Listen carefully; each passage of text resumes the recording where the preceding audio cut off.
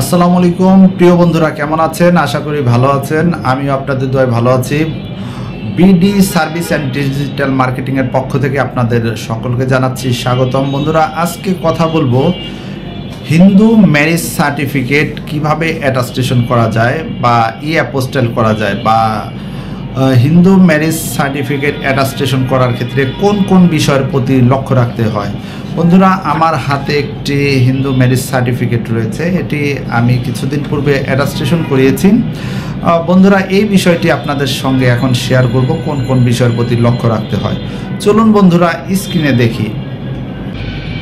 বন্ধুরা, আমরা স্ক্রিনে চলে আসলাম। এটি একটি হিন্দু ম্যারেজ সার্টিফিকেট। এই ম্যারেজ সার্টিফিকেটটি ইস্যু করেছে শ্রী শ্রী হরিচাঁদ মন্দির থেকে। এই ম্যারেজ সার্টিফিকেটটি অ্যাটাস্টেশন করার ক্ষেত্রে যে বিষয়ের প্রতি লক্ষ্য রাখতে হবে সেগুলো আপনাদের সাথে বন্ধুরা এখন আমি শেয়ার করব।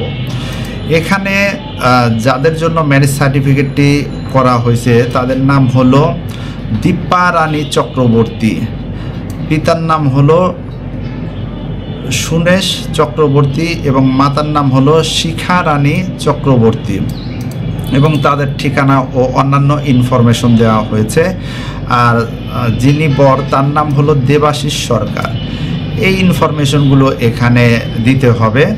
ইনফরমেশনগুলো দেওয়ার ক্ষেত্রে যে বিষয়টি লক্ষ্য রাখবেন, যেমন দীপা রানী চক্রবর্তী, এই বানানটি তার পাসপোর্ট বা আইডি কার্ডে যেভাবে রয়েছে সেভাবে দিতে হবে। তার পিতার নামও যেমন সুনেশ চক্রবর্তী, যেভাবে তাদের পাসপোর্ট বা আইডি কার্ডে রয়েছে সেভাবে দিতে হবে। শিখা রানী চক্রবর্তী, এই বানানটিও তাদের পাসপোর্ট বা অন্যান্য ডকুমেন্টে যেভাবে আছে এভাবে দিতে হবে। এরপরে কোণের বানানগুলো সঠিকভাবে দেওয়ার পর এরপরে বরের বানানটি দিতে পারেন। এখানে দেবাশিস সরকার, তার পিতার নাম হলো আলোক কুমার সরকার এবং ঠিকানা এখানে দেওয়া রয়েছে।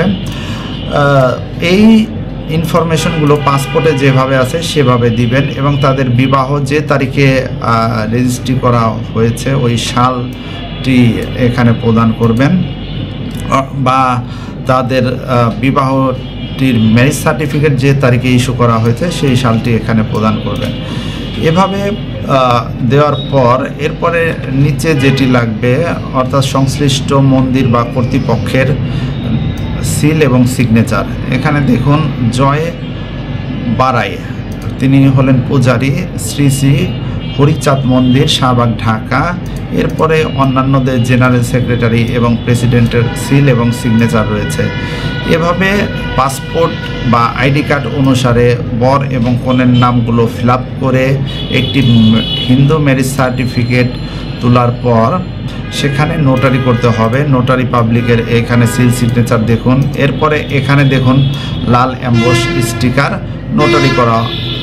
নোটারি করা শেষ হয়ে গেলে যেটি করতে হবে সেটি হলো অনলাইনে অ্যাপোস্টেলের জন্য আবেদন করতে হবে।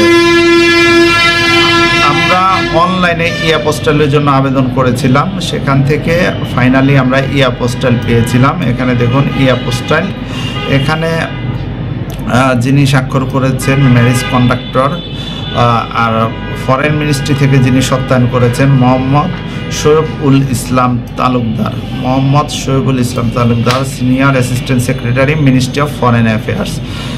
এবং ফরেন মিনিস্ট্রির একটি কিউআর কোড রয়েছে। এখন ডিজিটাল সিস্টেমে ফরেন মিনিস্ট্রি থেকে কিউআর কোড দেয়। এই কিউআর কোডটি স্ক্যান করলে আপনার ডকুমেন্টটি আপনি অনলাইনে দেখতে পারবেন। বন্ধুরা, এভাবে আপনারা আপনাদের ম্যারেজ সার্টিফিকেট অর্থাৎ হিন্দু ম্যারেজ সার্টিফিকেটটি আপনারা অ্যাটাস্টেশন করতে পারেন।